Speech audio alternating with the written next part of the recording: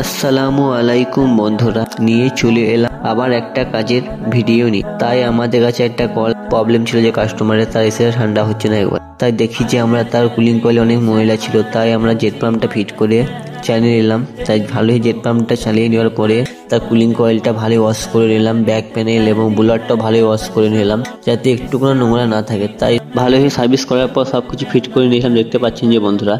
তারপর একটা একটা করে ফিল্টারগুলো আমরা সেট করে নিলাম এসির মধ্যে। তাই দেখতে পাচ্ছেন যে তারপর সবকিছু সেট করার পর আমরা মুছে নিলাম কাপড় দিয়ে জলগুলাকে ভালো করে। তারপরে চেক করে দেখি যে কুলিং আসছিল ভালো।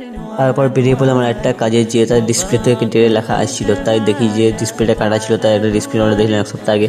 ডিসপ্লেটা চলে এসেছে আমাদের হাতে, দেখতে পাচ্ছেন যে। তারপর ডিসপ্লেটা আনবক্সিং করলাম। তারপর এসি সামনে ফ্রন্ট ব্যান্ডটা খুলে নিলাম এবং পুরো ডিসপ্লেটা খুলে নিলাম, দেখতে পাচ্ছেন বন্ধু। তারপর জিতে হাতে পুরো ডিসপ্লেটা দিয়ে দিলাম। তারপরে পুরো ডিসপ্লে দেখতে নিচে রেখে দিলাম। তারপর নতুন ডিসপ্লেটা আমরা সেট করে নিলাম ভালো করে। তারপর নাটগুলো লাগিয়ে দিলাম, ফ্রন্ট বেল্টটা আমরা লাগিয়ে নিলাম, দেখতে পাচ্ছেন যে নাটগুলো ভালো লাগানোর পরে ফ্রন্ট বেল্টটা নামিয়ে দিলাম। তারপরে আমরা প্লাগটা লাগিয়ে দিলাম, দেখতে পাচ্ছেন বন্ধুরা। প্লাগটা লাগানোর পরে আমরা এসিটা অন করতে পারি। কাস্টমারকে এসিটা অন করার পর দেখতে পাচ্ছেন ডিসপ্লেটা ঠিক হয়ে গেছে।